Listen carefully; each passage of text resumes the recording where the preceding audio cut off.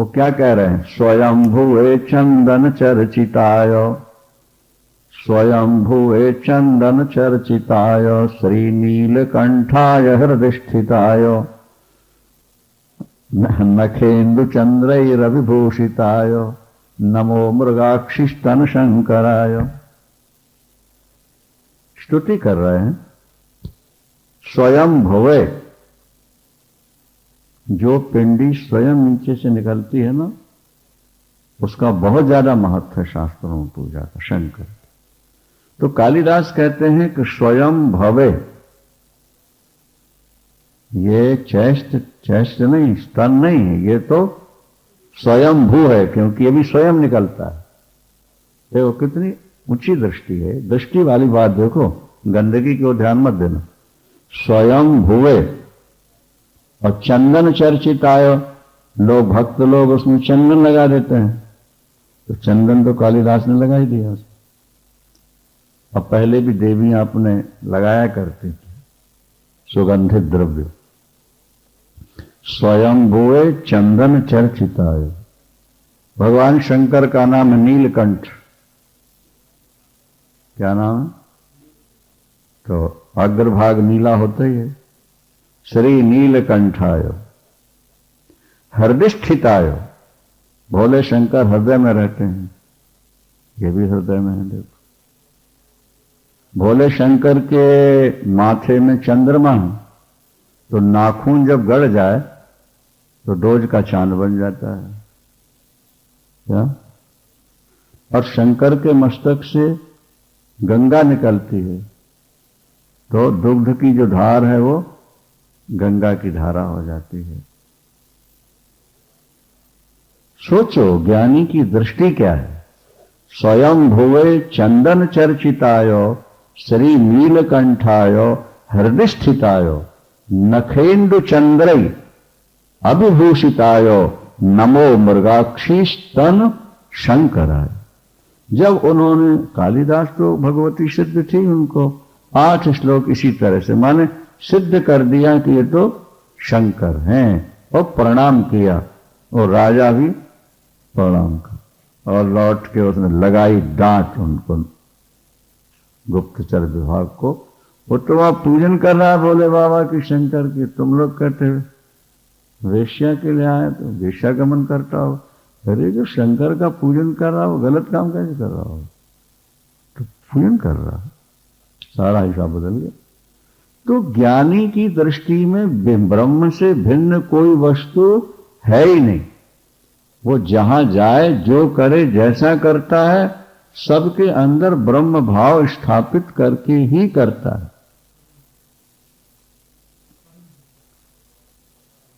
बोलो शंकर भगवान की। आदि शंकराचार्य क्या कह रहे हैं? क्या वो कह रहे हैं कि प्रभु आत्मा तुम, आप आत्मा हो, गिरजामति सहचरा प्राणो शरीरम गृहम पूजाते विषयोपभोग रचना। अब विषयोपभोग जो रचना है वो आपकी पूजा है। पूजाते विषयोपभोग रचना निद्रा समाधि स्थिति। निद्रा क्या है? बोलो समाधि स्थिति। यद यद कर्म करो, मेरे द्वारा जो भी कर्म हो रहे हैं भोले बाबा, शंभोष तवा आराधना, वो सब आपकी आराधना। तो ऐसी स्थिति जब किसी ज्ञानी को मिल जाए, तो सो रहा है तो वो समाधि में है। इसीलिए कहा गया सुप्तोपि न सुसुप्ता, वो सोता हुआ भी सोया हुआ नहीं है। और स्वप्न में भी वो स्वप्न नहीं देख रहा, क्योंकि स्वप्न काल में भी वो अपने स्वरूप में स्थित है। जैसे उदाहरण दिया कि अखंडानंद जी महाराज ने कहा कि हम ब्रह्म, यम के दूतों की क्या शक्ति है कि ब्रह्म को छू सके? तो हमें पथभ्रष्ट करने आयो, जो क्रोध से देखा वो जल करके राख। अच्छा, जागरे भी न जागरती, वो जागता हुआ भी नहीं जाग रहा। इसकी संगति कैसे बैठा लोगे? जागता हुआ भी नहीं जाग रहा। हां बोले इसकी भी संगति है। गीता में भगवान कृष्ण ने कहा या निशा सर्वभूतानां, या निशा सर्वभूतानां तस्याम जागर्ति संयमी, और यश्याम जागृत भूतानि सा निशा पश्यतो मुने।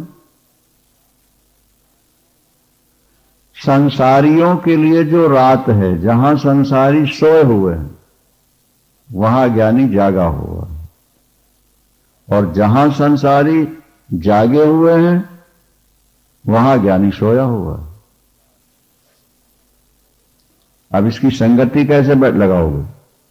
संसार जहां सो रहा है वहां ज्ञानी जाग रहा है, और जहां ज्ञानी जाग रहा है वहां संसारी सो रहे हैं। ठीक है, संसारी लोग परमात्मा की ओर से सोए हुए हैं। वो अपने जीवन में ईश्वर की आवश्यकता महसूस नहीं करते। ईश्वर जीवन में आवश्यक है ऐसा वो समझते ही नहीं। उनका कभी चिंतन वंदन पूजन करते नहीं। परमात्मा को भूले हुए हैं, माने परमात्मा की ओर से वो सोए हुए हैं।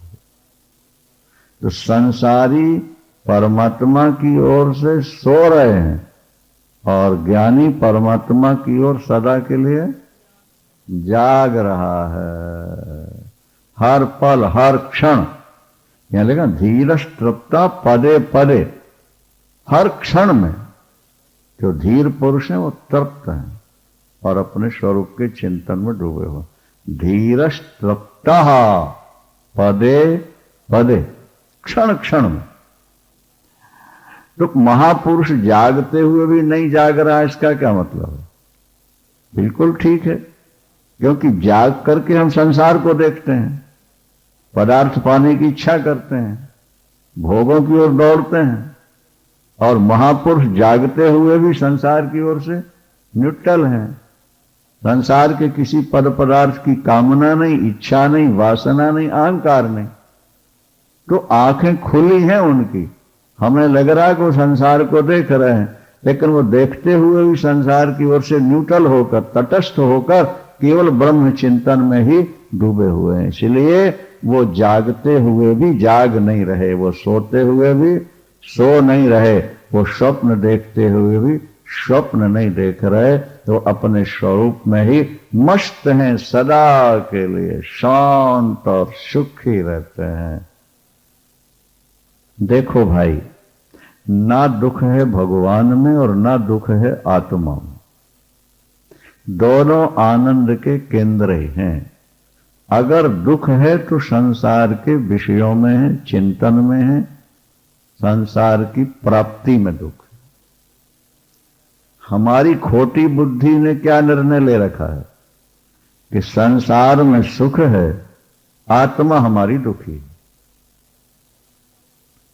क्या संसार में सुख है और आत्मा हमारी दुखी है, और हमारी आत्मा का दुख संसार से मिटेगा। संसार के पद मिले, पदार्थ मिले, पैसा मिले, भोग मिले, तो हमारी आत्मा को सुख मिल जाए। ठीक है, ये अज्ञानियों की जिंदगी है, और वो सारी जिंदगी संसार की ओर दौड़ दौड़ के आत्मा को सुखी बनाने का प्रयास करते रहते हैं, और अंत में फिर वो दुखी के दुखी ही नजर आते हैं, क्योंकि आत्मा को संसारी भोग पदार्थ सुखी नहीं बना सकते। ये 2 और 2 4 की तरह अकाट्य है।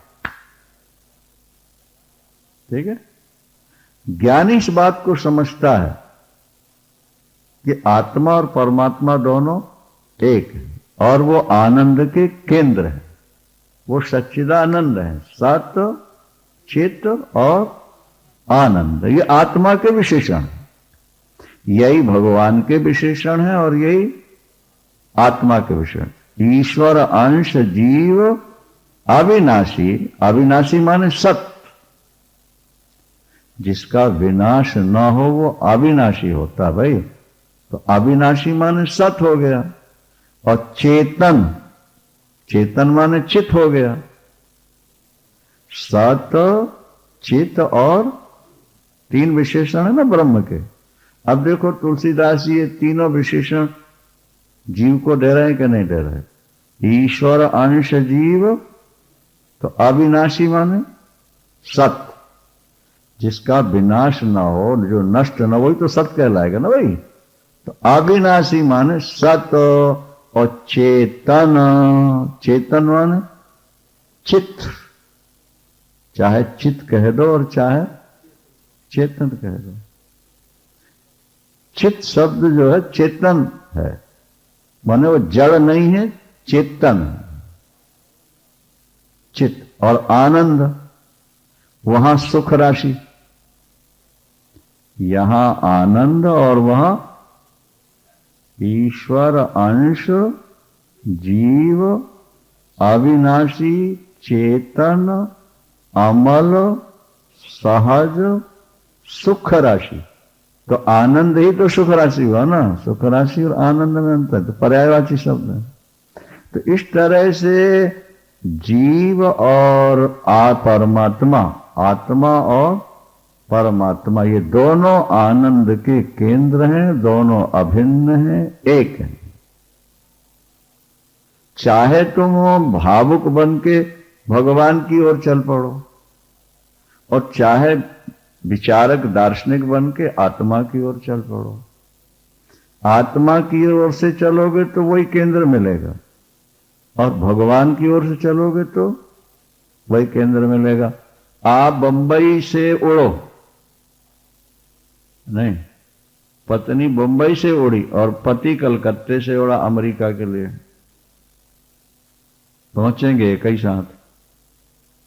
यद्यपि यहां से लगता है कि बंबई पश्चिम में है और कलकत्ता पूर्व में है, तो कलकत्ते से चलने वाला और बंबई से चलने वाला दोनों कैसे पहुंचेंगे? पर वो ऐसा एंगल है, ऐसे जाके पहुंच जाएंगे। पश्चिम वाला यूं चलेगा और पूरब वाला यूं चलेगा, आ गया, एक हो जाएगा। तो एक व्यक्ति तो भगवान को प्रधानता देके भक्ति पक्ष से चलता है, और दूसरा व्यक्ति आत्मा को प्रधानता दे करके इस ओर से चला है। आत्मा का साक्षात्कार हो गया तो परमात्मा मिल गया, और भगवान मिल गए तो आत्मा मिल गई। बात समझ में आई कि नहीं? दोनों आनंद के केंद्र हैं, दुख मात्र माया में है। तुलसीदास जी लिखते हैं, एक दुष्ट अतिशय दुख रूपा। क्या कहा? एक दुष्ट अतिशय दुख रूपा। माया का जहां विशेषण है ना, ये माया का स्वरूप क्या है, संसार का वास्तविक स्वरूप क्या है? तो तुलसीदास जी कहते हैं कि एक दुष्ट अतिशय दुख रूपा, जा बस जीव परा भव कूप। जा बस जीव परा भव, भव रूपी कूप माने कुएं में पड़ा हुआ है। किसके वश में हो गया? बोलो, माया। एक दुष्ट, वो है दुष्ट, और अतिशय दुख रूपा, जाबस जीव परा भोग। पुलिस वाले जब किसी अपराधी को पकड़ते हैं ना, तो इतना नहीं मारते कि मर जाए, और बिना मारे रहते नहीं। क्या? क्योंकि जब तक उसको यातना नहीं देंगे, ताड़ना नहीं देंगे, तब तक वो बात उगलेगा नहीं। और अगर उसको मारे डालें, पता कैसे लगेगा? तो पुलिस वाले उसको यातना भी देते जाते हैं, और साथ साथ रोटी और पानी भी देते जाते हैं, और इतना ध्यान रखते हैं कि मरने ना पाए। गर्मी के दिन है, कोठली में बंद है, लगी है जोर की प्यास, पानी दिखा रहे हैं उसको, देते नहीं, दिखाते हैं, पहले तुम सही सही बता दो, पानी ले लो। रोटी दिखा रहे हैं, देते नहीं, भूख से मर, बात बता दो। और तरह की यातना है, मर भी ना पाए और बात छुपा भी ना पाए। ये माया भगवती भी ऐसा ही करती है कि तुम्हें दुख देती हुई थोड़ा थोड़ा सुख भी देती रहती, रोटी पानी की तरह। क्योंकि दुख ही दुख तुम्हें मिला तो तुम गए बाबा जी बने, भजन में लगे होगे। क्या समझे? इसलिए वो बीच बीच में थोड़ा थोड़ा सुख देती रहती है ताकि ये मुझ में फंसे रहे, मुझ में फंसे रहे। और फिर वो यातना भी देती रहे, क्योंकि दुख रूपा है तो सुख कहां से देगी वो? जिसका स्वरूप ही दुख है वो सुख कहां से देगी? एक नीम की गोली में, सुनो, नीम की गोली बनाई, टैबलेट्स बनाया और उसमें चाशनी चढ़ा दी। जैसे मूंगफली में चाशनी चढ़ा देते हैं, बादाम में चढ़ा देते हैं, इसी तरह कुनैन की गोली समझ में आ जाएगी तुम्हारे, उसमें चाशनी चढ़ा दी। हुआ क्या? चाशनी की मिठास में तुमने उसको चबा लिया, और जब उसको चबाया महाराज तो वो जरा सी मिठास ने वो कड़वाहट दी, वो बेचैनी अंदर दी, नशा दिया, तुम छटपटाने लगे। तो ये माया भगवती भी विषयों की चाशनी दे करके, कुनैन की गोलियां खिला खिला करके जीव को तड़फा के मार रही है। संसार भर में ऐसा हो। तो माया का विशेषण है दुख रूपा, और जीव का विशेषण है सुख राशि। क्या? और माया का विशेषण है जड़, और जीव का विशेषण है चेतन। माया का विशेषण है असत्य, और ईश्वर का विशेषण है सत्य।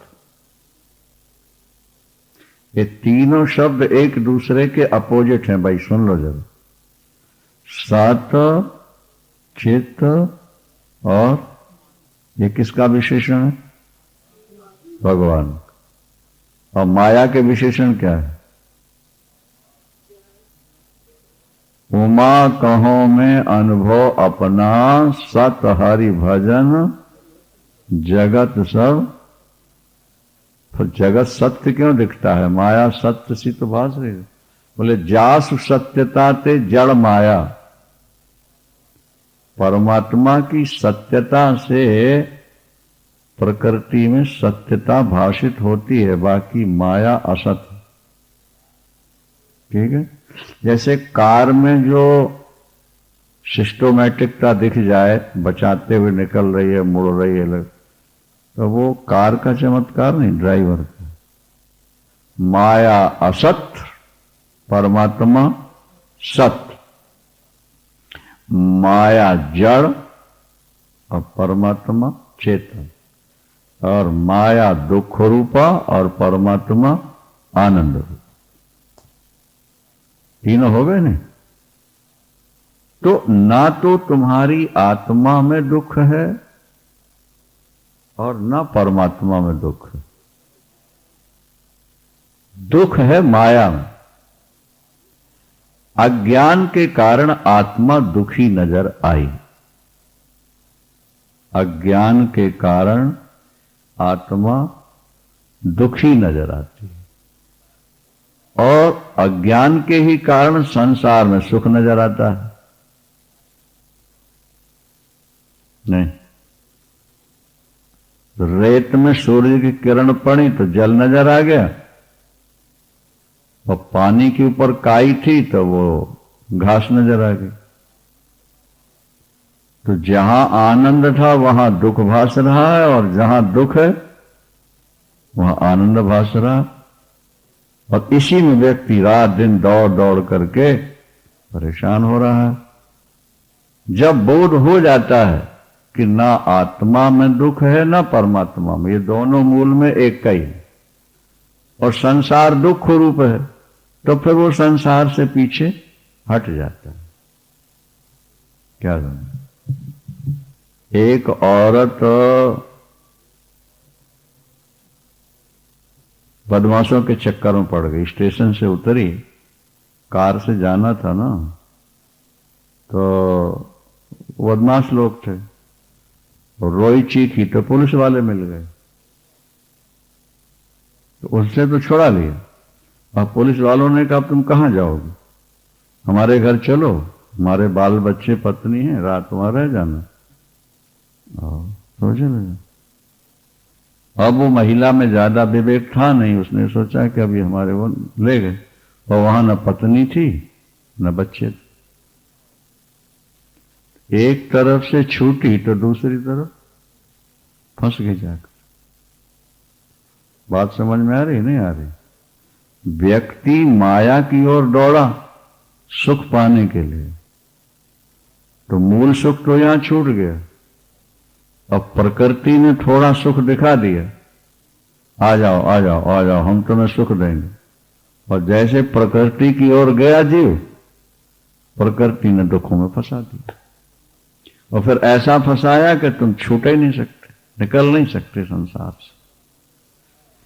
इसलिए रामायण में लिखा कि अतिशय प्रबल देव तब माया, छूट राम करो जो दाया, यह गुण साधन ते नहीं होई। क्या?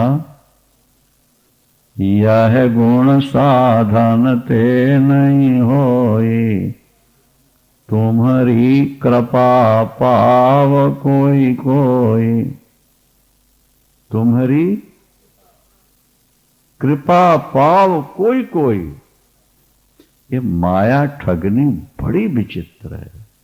ये माया ठगनी बेटी बन के आ सकती है, बेटा बन के आ सकती है, पोता बन के आ सकती है, सहेली और मित्र बन के आ सकती है।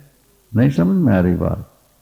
ये तुम्हें सुख देने के लिए अनेक स्वांग रच के आ सकती है, और थोड़ा सा सुख देने के बाद ये तुम्हारे भविष्य को बर्बाद करती है। इसलिए सावधान होकर संसार में रहते हुए भी अपने स्वरूप को, अपने लक्ष्य को कभी न भूलना। बहुत अच्छा श्लोक है आगे वाला, इसको भी 1 मिनट में सुन लो। ज्ञाः सचिंतितोपि निश्चिंतः, सेन्द्रियोपि निरंद्रियः, सबुद्धिरपि निर्बुद्धि, साहंकारो अनहंकृति। इन श्लोकों की व्याख्या की संगति बैठालना बड़ा कठिन सा है, पर समझो, कोशिश करें, ठाकुर से प्रार्थना करें कि ये भाव प्रकट हो। यहां लिखा है ज्ञा। ज्ञा माने ज्ञानी, ज्ञा माने जानातीति ज्ञा। ज्ञानी चिंता युक्त नजर आता हुआ भी चिंता रहित है। ज्ञानी चिंता युक्त नजर आता हुआ भी चिंता रहित है। ज्ञानी इंद्रियों वाला होता हुआ भी इंद्रियों रहित है, इंद्रियों से रहित है। ज्ञानी बुद्धिमान होता हुआ भी निर्बुद्धि है। ज्ञानी बुद्धिमान होता हुआ भी निर्बुद्धि, बुद्धिहीन। और ज्ञानी अहंकार करता हुआ भी अनहंकृति, अहंकार रहित।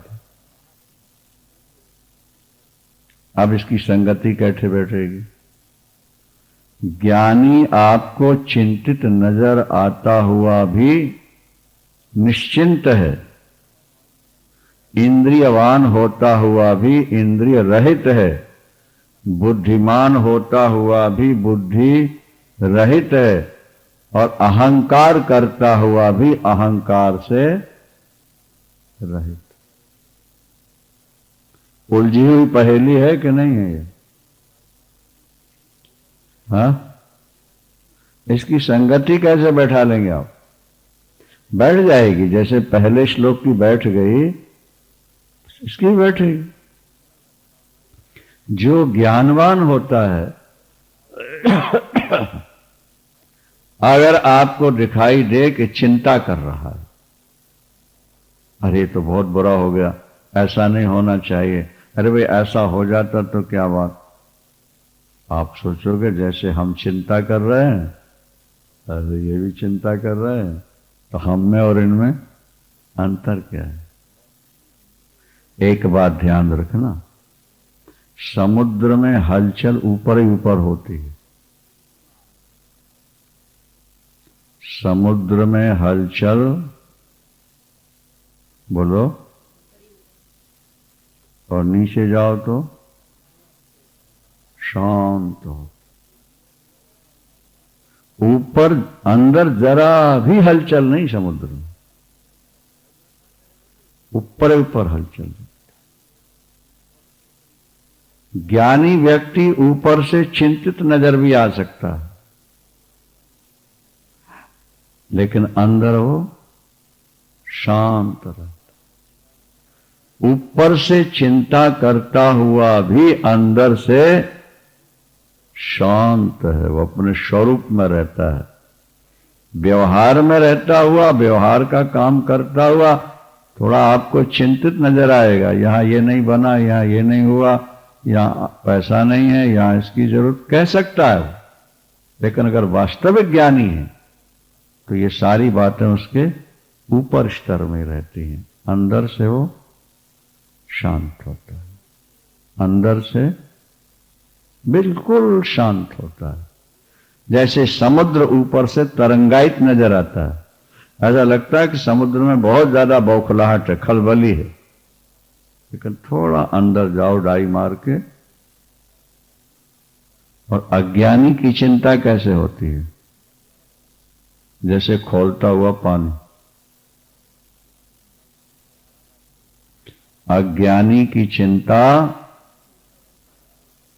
वो ऊपर ही ऊपर खोल रहा है कि पूरा खोल रहा है? बोलो।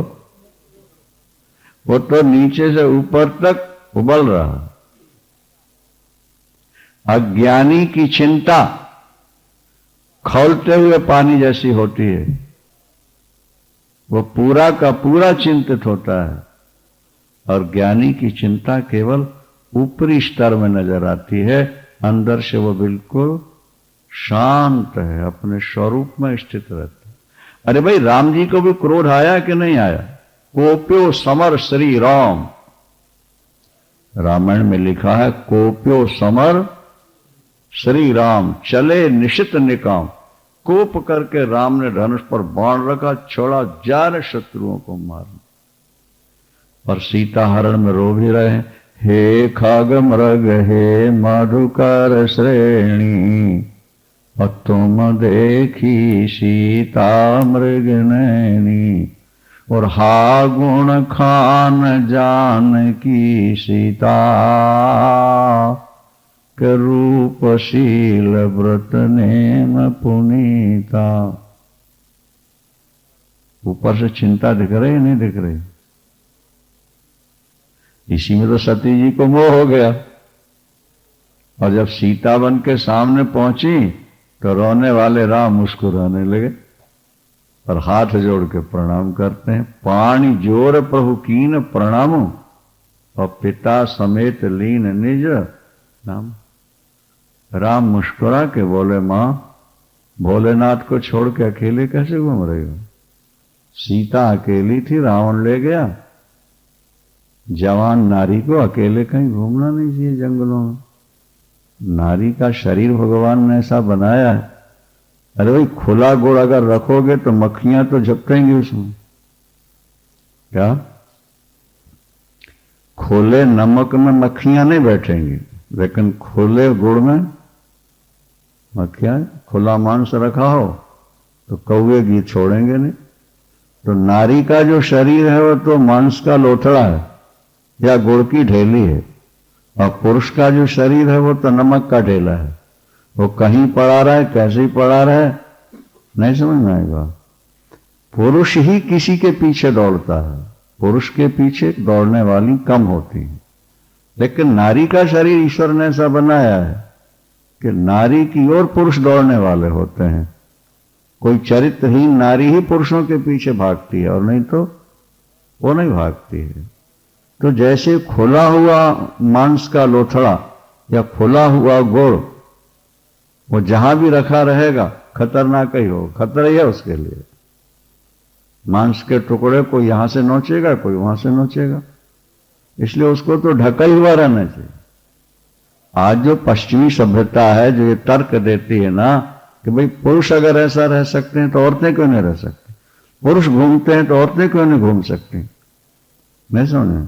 अगर पुरुष सैंडो बनियान कच्छे में रह सकते हैं तो औरत क्यों नहीं रह सकती। तो ये उनके तर्क थोथे हैं, वो इस गहराई तक अभी पहुंच नहीं सके हैं, शास्त्र जैसी व्याख्या करते हैं।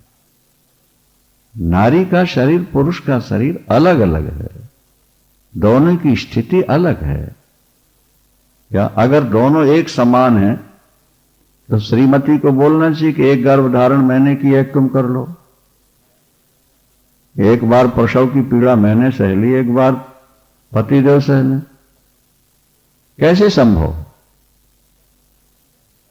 क्या जब गर्भधारण स्त्री ही कर सकती है, गर्भाधान पुरुष से ही हो सकता है, तो भिन्नता तो है। पुरुष तो वैसे ही चंचल है, भ्रमर है, नहीं समझ में आई बात। पुरुष का क्या बिगड़ता है, नारी को अपना जीवन देखना होता है, और जो नारी अपना जीवन नहीं देख पाती उसमें और वेश्या में अंतर क्या होता है, वो तो वेश्या है। देवी भागवत में साफ लिखा है कि एक पुरुष से प्यार करने वाली पतिव्रता, क्या 2 से प्यार करने वाली कुलटा, 3 से प्यार करने वाली पुंश्चली, 4 से प्यार करने वाली धर्षणी, और 5 से प्यार करने वाली वेश्या। 5 से प्यार करने वाली वेश्या है, जिसने जीवन में 5 पुरुषों से प्यार कर लिया वो वेश्या हो। लेकिन पुरुष अगर ऐसा कर बैठता है तो उतना पतित नहीं होगा, क्योंकि उसका शरीर ऐसा बनाया, क्योंकि शास्त्रों ने आज्ञा भी दे रखी है, एकस्य बहवा पत्नियां, एक पुरुष की अनेक पत्नियां हो सकती हैं, लेकिन एक स्त्री के अनेक पति हो, ऐसा सनातन धर्म में कहीं नहीं लिखा। तो राम जी ऊपर से तो रो रहे हैं, ठीक है, जैसे एक मंच पर नल का अभिनय करने वाला, दमयंती का अभिनय करने वाला, या राम बनकर के मूर्छित लक्ष्मण का के लिए रोने वाला, ऊपर से तो वो रो रहा है पर अंदर से भी रो रहा है। अंदर से तो खुश हो रहा है कि मेरे आंसू गिर रहे हैं, मैं इतना बढ़िया पाठ कर रहा हूं, मुझे इनाम मिलेगा। तो ऊपर से वो रोता नजर आ रहा है अभिनय करता हो, लेकिन अंदर से वो शांत है। इसी तरह ज्ञानी व्यक्ति ऊपर से चिंतित नजर आता हुआ भी अंदर से शांत रहता है। ज्ञानी की स्थिति को ज्ञानी बनकर ही समझा जा सकता है। अज्ञानी ज्ञानी का मापदंड नहीं है। अज्ञानी ज्ञानी को समझ ही नहीं सकता है।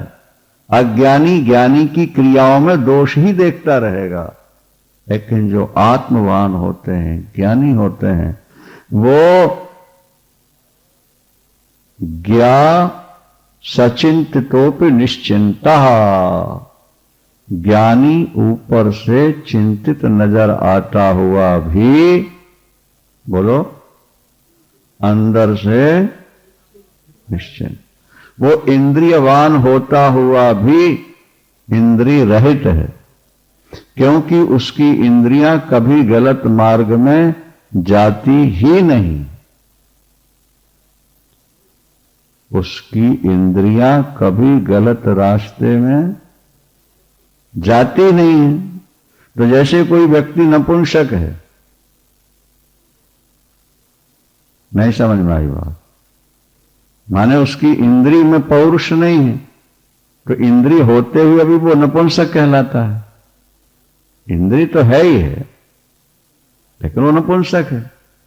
तो जो ज्ञानी होते हैं उनकी सारी इंद्रियां उनके वश में होती हैं, उसमें किसी प्रकार की उत्तेजना, किसी प्रकार का विकार, अनधिकार चेष्टा उनकी इंद्रियों में कभी होती नहीं है।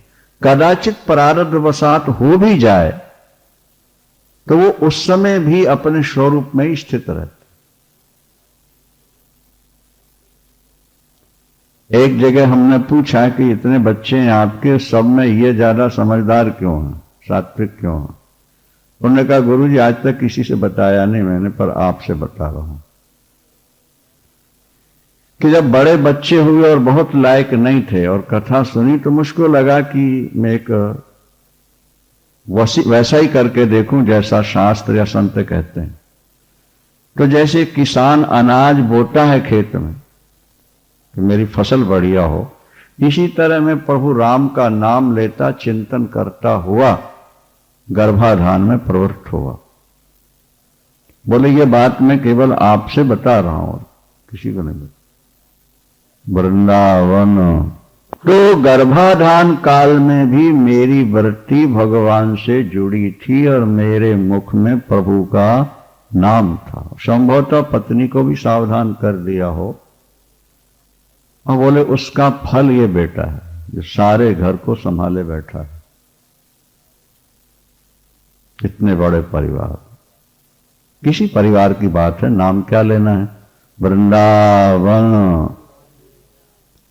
तो ज्ञानी की इंद्रियां गलत रास्ते में कभी जाती नहीं, और चली जाए तो भी वो अपने स्वरूप से गिरता नहीं। जैसे पराशर ऋषि जब वो यमुना किनारे आए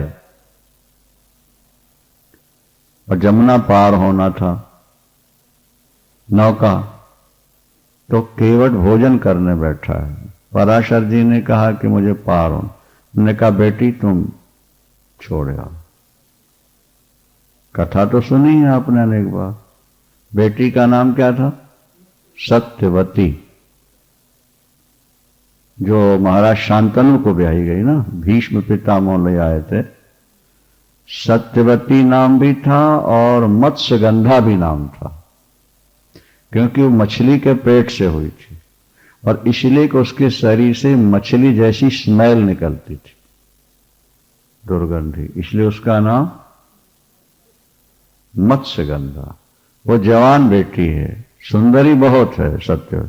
जब वो लेके चली पार करने के लिए क्या, तो उनके मन में विकार आ गया। पराशर जी वेद व्यास हुए ना, पराशर जी ने अपनी इच्छा प्रकट की।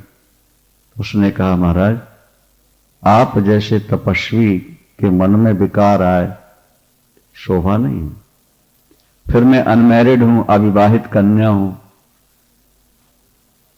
अगर मेरे से कुछ हो गया तो मेरा जीवन क्या होगा। तीसरी बात है कि इस समय दिन है, दूर दूर तक दिखाई दे रहा है। उन्होंने कहा कि देखो देवी, हाँ, और मेरे शरीर से स्मेल निकलती, बदबू निकलती है, और आपके मन में ऐसा विकार कैसे आ गया। भाई संत ब्राह्मण साधुओं गुरुओं पर तो लोग विश्वास करते ही है ना, नहीं समझ में आ रही। कहीं जा रहे थे तो वो एसी में 2 सीट का कूपा था और हम जहां बैठे थे वहां थोड़ी अशांति सी थी। तो पति कह रहा है कि आप वहां सो जाइए, मैं यहां सो जाता हूं। हम विचार करने लगे कि देखो इस व्यक्ति के अंदर कितना बड़ा विश्वास है। 2 सीट का कूपा है और कह रहा है कि पत्नी वहां है, आप भी वहीं सो जाइए, मैं आपकी सीट पर सो जाता हूं। तो साधु संत ब्राह्मणों पर तो लोग विश्वास करते ही है ना। वो अगर कुछ गलत करते हैं तो वो उनका अपना दुर्भाग्य है, लेकिन वहां तो विश्वास।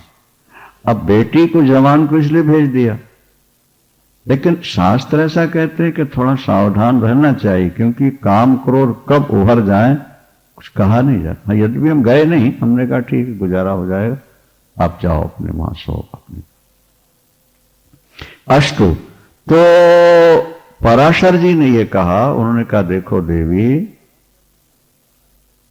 जब मैं तप में था तो स्वर्ग से दिव्य दिव्य अप्सराएं आई थी, इंद्र ने भेजा था। एक बार नहीं बल्कि अनेकों बार आए मेरे तप को नष्ट करने के लिए। मेरे मन में किसी प्रकार का विकार हुए नहीं और मैं पतित नहीं हुआ, सब वो वापस चले। तुम्हारे शरीर से मछली जैसी गंध निकल रही है, दिन का समय है, तुम अविवाहित हो और एक केवट की कन्या हो, और मेरे मन में विकार आया है, इसका मतलब है कि इसका परिणाम कुछ अच्छा होने वाला होगा। अन्यथा जब अप्सराओं को देखकर मन में विकार नहीं हुआ तो तुम्हें देखकर विकार कैसे होता? तो फिर वो मत्स्य गंधा की जगह पद्म गंधा उन्होंने अपने तपोबल से किया। मत्स्य गंधा की जगह पद्म, केसर की तरह, कमल की तरह सुगंधी आने। तो कोहरा पैदा किया उन्होंने, आगे पीछे कहीं कोई दिखाई नहीं। और तुम्हारा कन्यात्व तो नष्ट नहीं होगा,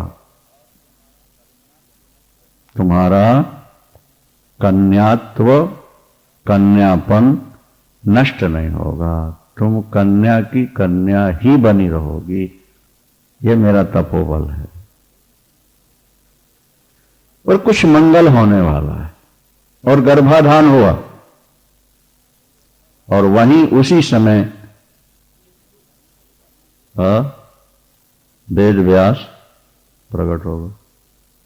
9 महीने वाली बात नहीं थी वहां, तत्काल। अच्छा, पैदा होते ही तत्काल वो बड़े भी हो गए।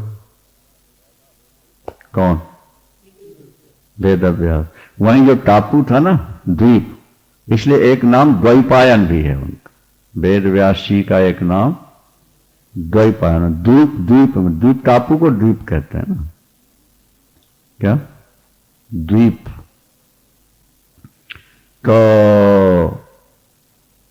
पराशर भी गए और वेद व्यास भी चले गए, और उन्होंने 18 पुराण लिखे, उन्होंने वेदों का विभाग किया, उन्होंने 1 लाख श्लोकों वाला महाभारत। तो वो जो दिव्य ज्योति परमात्मा थी, वो दिव्य महात्मा के माध्यम से दिव्यता के साथ प्रकट हो गई। चल ठीक है। तो एक तो महापुरुष इंद्रियवान होते हुए भी इंद्रिय रहित ही है, क्योंकि इंद्रियों में कभी विकार होता नहीं। अगर हो जाए तो अपने स्वरूप के चिंतन में ही मग्न रहते हैं, प्रारब्ध मानकर ही किसी इंद्रिय से कोई कार्य कर लेते हैं। जैसे मान लीजिए एक महात्मा के मन में खीर, हलवा, पूड़ी खाने की इच्छा ही नहीं, छोड़ ही चुके, पर अब कहीं ऐसा समय आ गया कि उन्हें बहुत ज्यादा जोर दिया गया, बहुत ही आग्रह हुआ, तो अब उनकी इच्छा तो नहीं है, और उसके बाद भी वो परमात्मा का स्मरण करके मैं परमात्मा को दे रहा हूं। जैसे लिखा है कि ग्रासे ग्रासे सदा कुर्बन राम नामानुकीर्तन। यदि हर ग्रास में प्रभु का नाम लेके भोजन किया जाए तो अन्न में जो दोष है वो निवृत्त हो जाता। इसलिए महात्मा लोग भिक्षा ले आते हैं, ज्यादा ध्यान नहीं रखते किस घर की है क्या। वैसे जो अपने शंकराचार्य आदि हैं वो तो ध्यान रखते हैं, उस परंपरा वाले ध्यान रखते हैं कि ब्राह्मण के घर की भिक्षा हो, पवित्र हो। लेकिन जो अवधूत हो जाते हैं ना, अवधूत महापुरुष, वो ये ध्यान नहीं रखते कि किस घर की भिक्षा है, ले आते और वो जल में धो धा के और फिर खाते हैं। उनका चिंतन इतना प्रबल है कि उनको उस अन्न से दोष नहीं लगता, क्योंकि हर समय वो प्रभु का स्मरण करते हुए, आत्मचिंतन करते हुए ही भोजन करते हैं। क्या? तो वो चिंतन में जो भोजन किया गया वो सब का सब चिंतन की आग में जल के उसमें दोष नहीं रह जाता। ग्रासे ग्रासे सदा कुर्बन राम नामानुकीर्तन। क्या? योषनाति पुरुषो कश्चित, तो अन्न दोषै न विद्यते, शास्त्र का वचन। कहीं कभी ऐसा भोजन करना पड़े जो हमारे अनुकूल नहीं है, अब प्राणों में संकट आ गया है या सामने वाले में धर्म संकट आ गया, तो फिर हर ग्रास में आगे पीछे प्रभु का नाम लेते हुए खा जाओ, उसमें अन्न दोष नहीं लगेगा। ठीक है? तो ज्ञानी इंद्रियवान होता हुआ भी इंद्रिय रहित हो गया। और सुबुद्धिरपि निर्बुद्धि, सुबुद्धिरपि निर्बुद्धि, ज्ञानी बुद्धिमान होता हुआ भी बुद्धिहीन है। ज्ञा सचिंतितोपि निश्चिंतः सेन्द्रियोपि निरिंद्रियः सुबुद्धिरपि निर्बुद्धि साहंकारो अनहंकृतिः।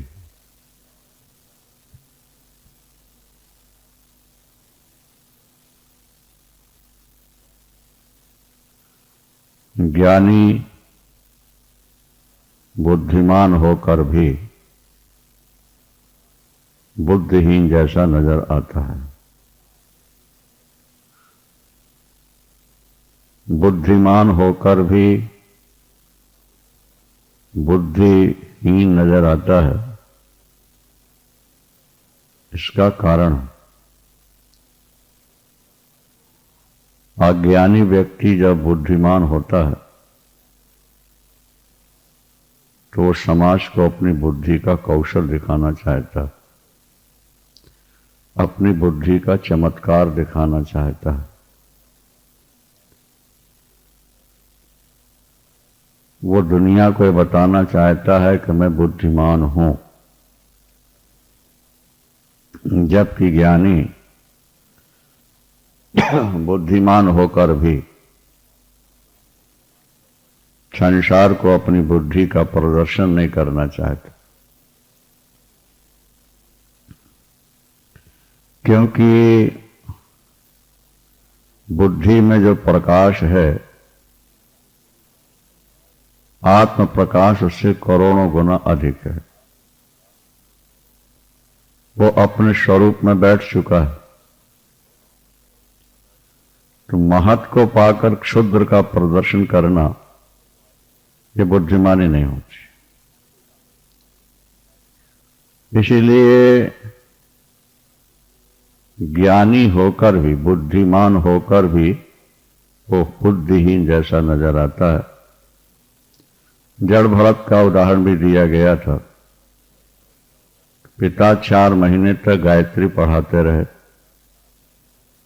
यद्यपि ज्ञान था, बुद्धि थी, लेकिन फिर भी वो शुद्ध उच्चारण नहीं कर सके। लोगों ने उनको जड़ उपाधि दे दी। जड़ माने मूर्ख होता है, ये जड़ है, मूर्ख है, इसलिए जड़ भरत कहलाए। वे जड़ भरत कहलाकर भी प्रसन्न थे।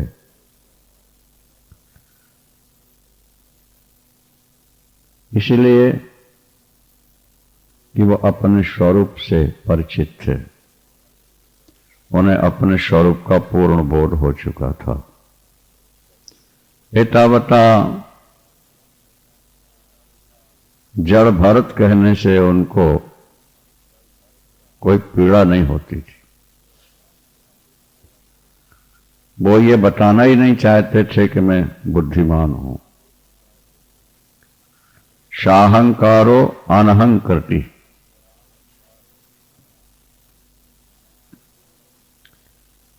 ज्ञानी जब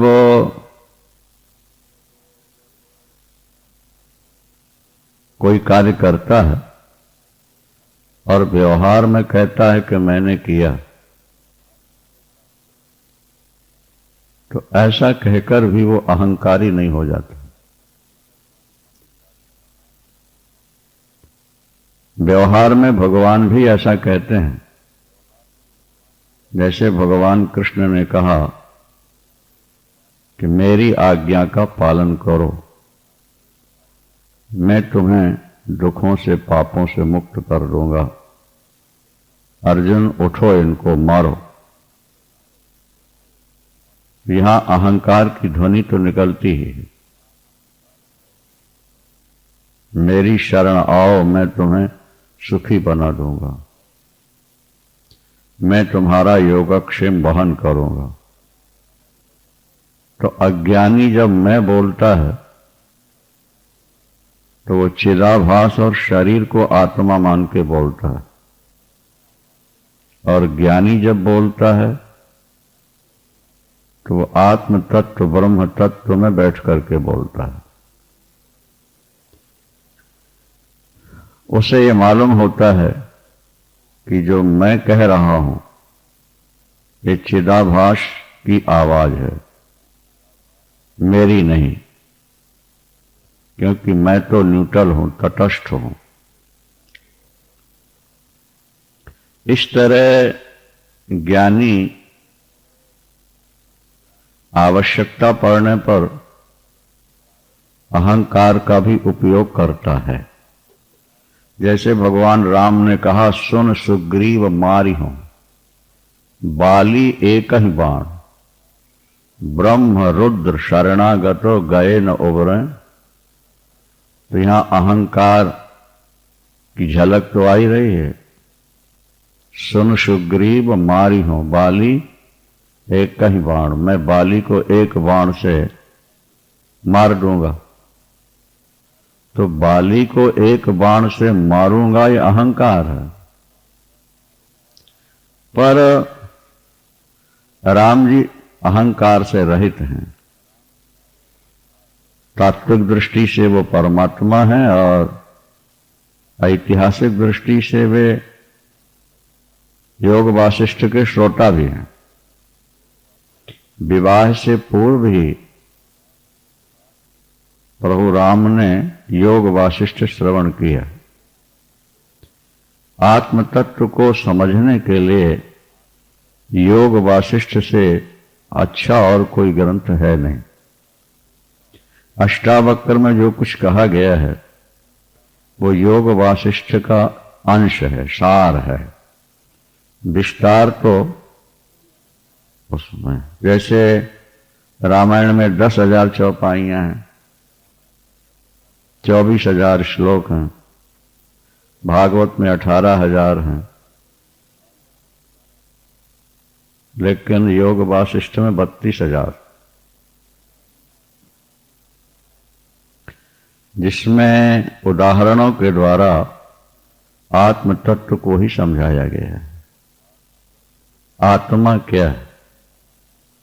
व्यक्ति अज्ञानियों में पैदा हुआ, अज्ञानियों में पला, अज्ञानियों के संस्कारों से संस्कृत हुआ। उसकी बुद्धि में ये बात बैठ गई कि आत्मा एक शरीर में है और आत्मा दुखी है, और ये संसार के पदार्थ यदि मिल जाएं तो आत्मा सुखी हो जाएगी। अंधे नैव नियमाना यथांधा, अंधे की लकड़ी अंधे ने पकड़ ली और चल पड़े। क्योंकि जो संसार को महत्व दे रहा है, संसार के मिथ्या पदार्थों के पीछे दौड़ रहा है और संसार के भोगों से अपने को सुखी मानता है, शास्त्र की भाषा में वो अज्ञानी ही है। चाहे वो 10 विषय से एमए कर ले, आचार्य कर ले, वो अज्ञानी ही कहलाए। तो व्यक्ति बच्चा पैदा होते ही जैसे होश संभालता है। माता पिता का यही शिक्षण है कि ये मैं हूं, ये तुम हो, ये चीज अपनी है, ये उनकी है। बेटा पढ़ो लिखो, डॉक्टर इंजीनियर बन जाओ, खूब पैसा कमाओगे, सुखी रहोगे। तो बच्चे के दिमाग में बचपन से यही भर गया कि पैसा कमा के ही व्यक्ति सुखी हो सकता है।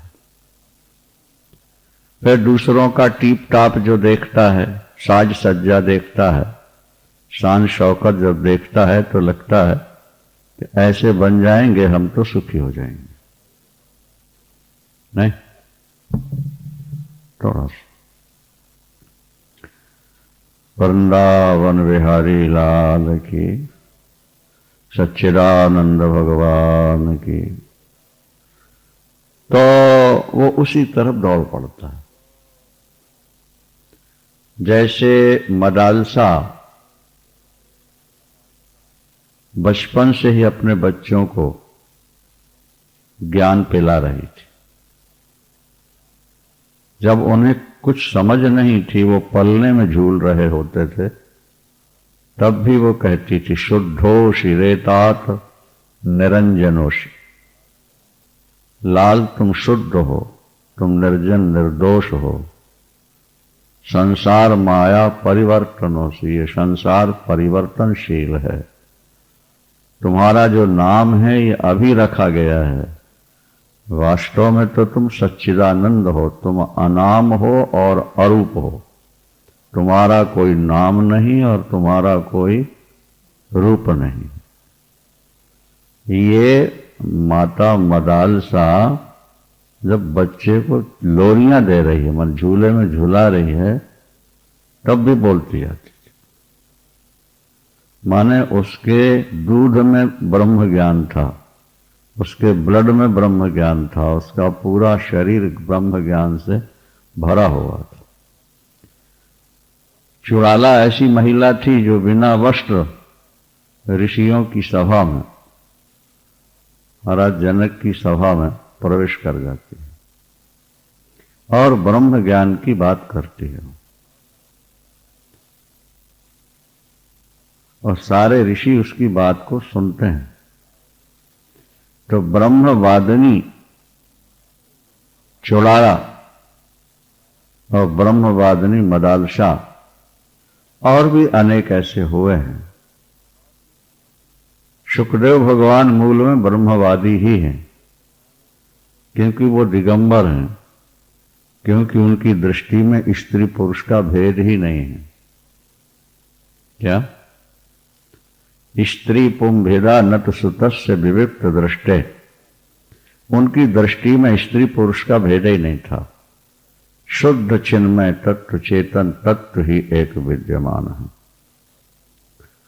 जैसा आपने अनेक बार सुना कि रस्सी में सर्प नहीं है, लेकिन मंद अंधकार के कारण रस्सी में सर्प भासता है। इसी तरह व्यक्ति में रजोगुण तमोगुण जब तक रहेगा तो अज्ञान उसका पीछा नहीं छोड़ता, और जब अज्ञान होगा तो सही वस्तु का ज्ञान हो ही नहीं सकता उसको।